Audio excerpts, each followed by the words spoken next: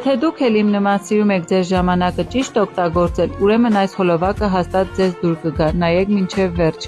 Տավարի մսից պատրաստում ենք կոտլետներ և կոլոլակներ, այսպես գեղեցիկ ձև ենք տալիս, պատում ենք պաքսի մատով, շարում ենք ամանի մեջ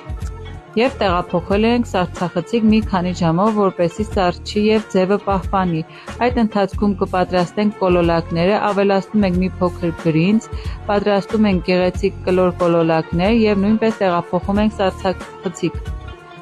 Հոլովակում կփորձարկենք նաև իմ վակուումի ապարատը։ Սառելուց հետո տոպրակների մեջ գեղեցիկ շարում ենք, փակում ենք բերանը վակուումի ապարատով և կրկին տեղափոխում ենք սառցախցիկ։